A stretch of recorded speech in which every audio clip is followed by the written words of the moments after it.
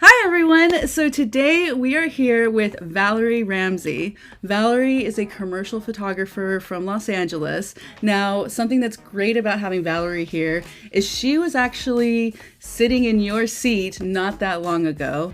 She went through the entire Fresno City College photography department and then moved on. So, hey, Valerie, thank you so much for being here. Hi. It's nice to be here.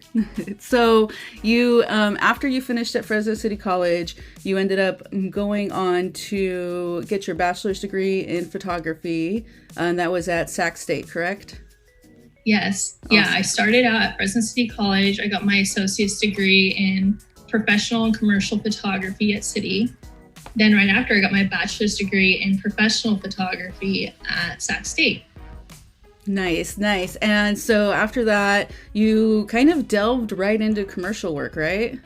Yeah, I considered myself very lucky. Right after out of college, I came back to Fresno. I hit up like my old teachers and said, "Hey, I'm back in Fresno. If you guys have any job openings or any internships, let me know," because I was still studying marketing at that time too. And then sure enough, I got an internship at my first ever big girl job at Dunkin'. So I started off as an intern there.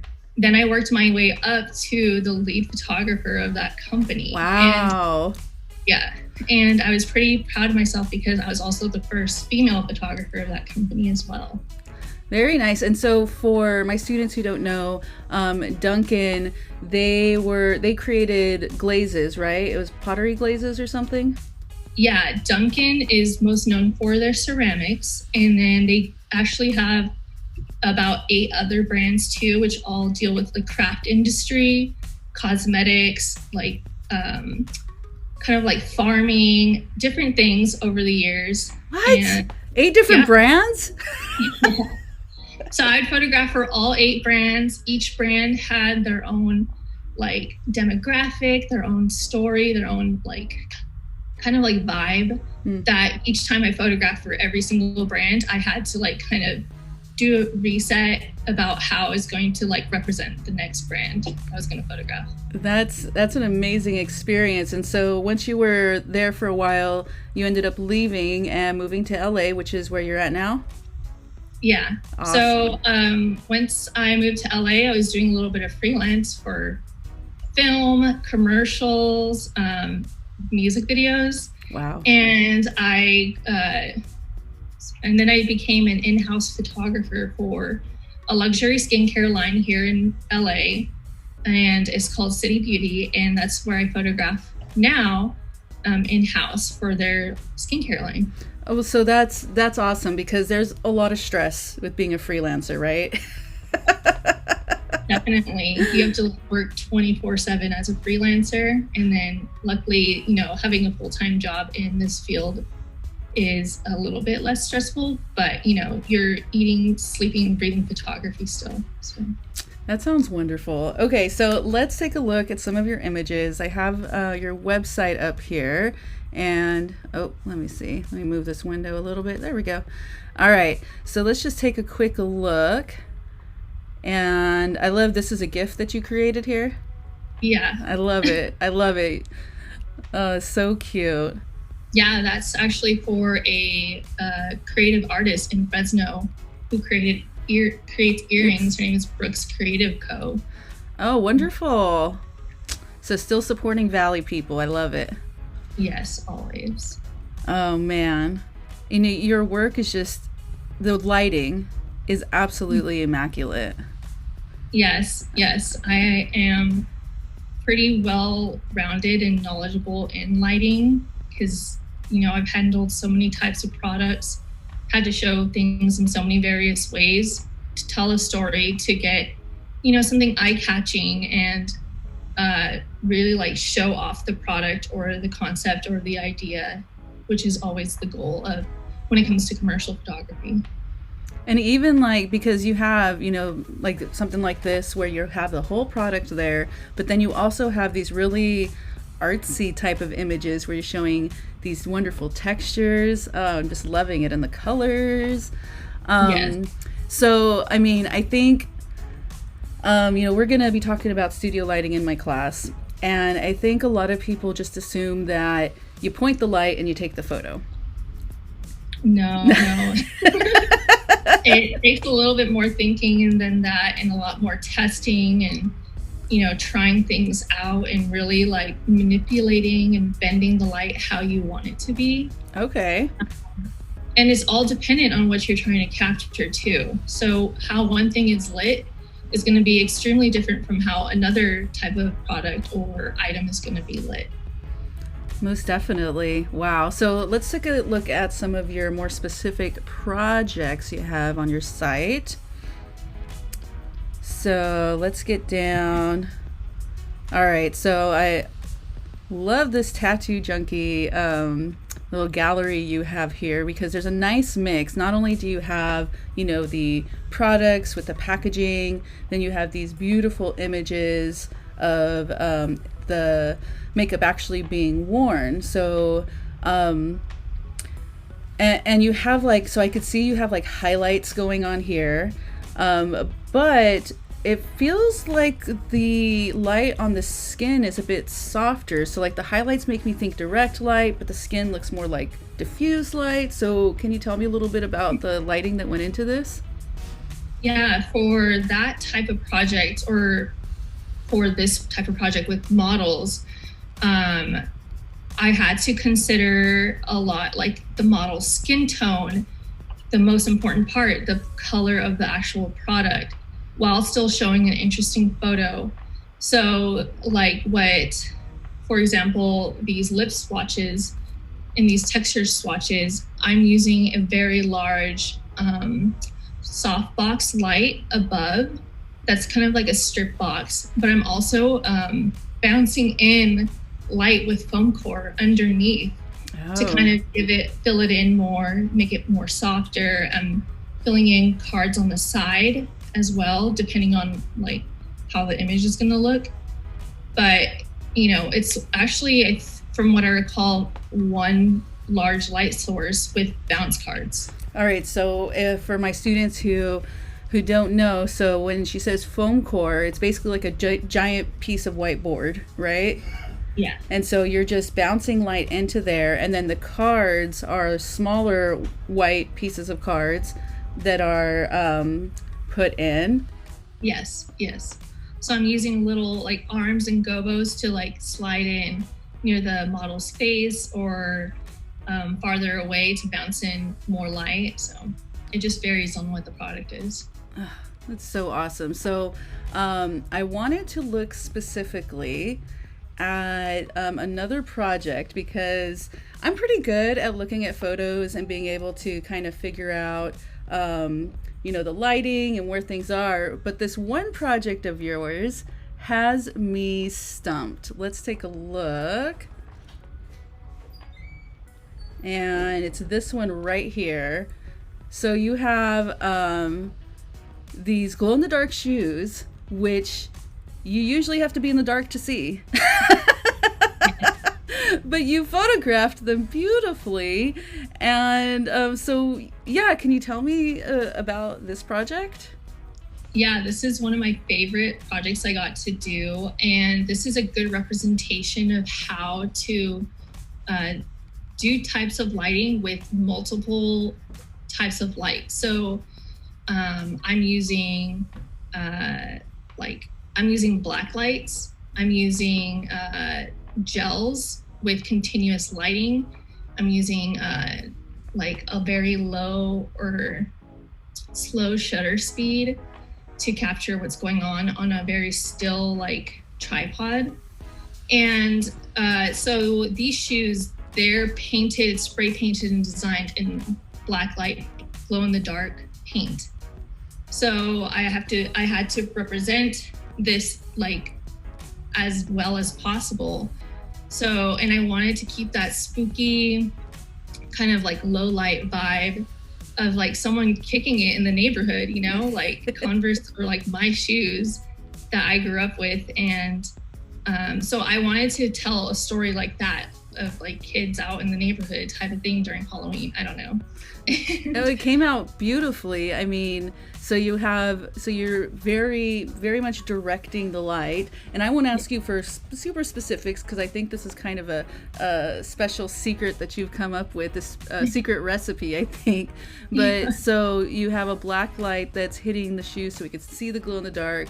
And then you have lights with gels. And for my students, gels are clear pieces of plastic that have that you can get in different colors, and then you put them over your lights to create a specific color. So then you have the gels hitting your background to kind of separate it and create this contrast. Yes, yeah. So I have two different colored gels, a red and I think a purpley one. I'm trying to recall. And I'm having 4 sets of very, very strong black lights to light the shoes up to give it a more powerful pop. Wow. And this is all done with a very, very high ISO. So I'm a little bit concerned about grain when I was setting this up. And the whole goal is in order to capture this without a lot of grain, a lot of blur, my model had to be very, very still.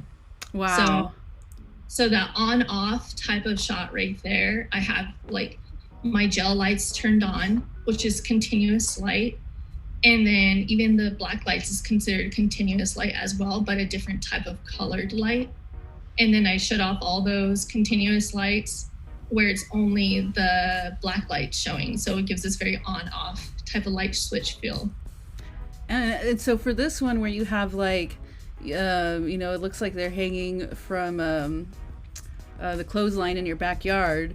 Now this wasn't taken in a backyard, right? So did you build these little things? And yeah, so these are plastic holes, just like poles that you buy piping from Home Depot, spray painted. And I tied little like strings across it, set it up to make it look like a backyard. In the background is I think it's either a white or like a white background where the color is just reflecting off of it, giving a very like sunset, low light feel. And it's done right in the studio. Oh, I love it. This is beautiful. And so it sounds like you get to be really creative with this type of work, right? Yes, and that's why I love it so much, is because you get to be constantly creating and telling your own story with the product. But, you still have parameters to work with when you're working with a brand or a creative director. But I get a lot of free reign on what I want to represent. This is wonderful. So my last big question for you is wait a minute. Let me double check my questions. I think my last big question is going to be what type of so my last big question for you is there any advice that you can give to my students who maybe want to go into this work? I have lots of advice for people going into commercial photography, especially students, because I understand how hard it was to try to figure out how to get into that field. You really have to study lighting, and that's the biggest thing. Like, you get hired on because art directors, the brand, the company trust that you understand your lighting. So you have to work with, you have to make sure you understand studio lighting, like flash photography, whether it's like a flash unit or I'm totally blanking on it, but like a power box. Okay, kind of like a strobe or something? Yeah. And, or you are able to adapt to natural lighting, which is just like the sun and the shadows and like the natural light around you. Well, how are you gonna show your product with natural light? Are you gonna put in, black cards, bounce cards to add more depth to your picture? Or continuous lighting where you're using lights of different color temperature? Like, how are you going to balance the lighting temperature with the shot in the product? So lighting is a must, and you have to know it. So practice any way you can all the time to better understand it, especially when it comes to product finishes. So what I mean by product finishes is like, are you photographing a product that's wrapped in plastic? You know, like how do you show plastic without huge highlights? Like, do you take a softbox, you know, off or leave it on?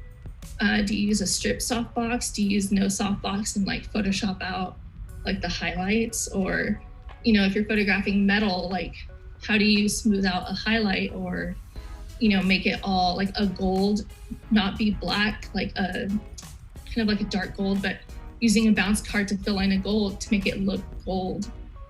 And there's all sorts of things you have to like learn with different types of product finishes.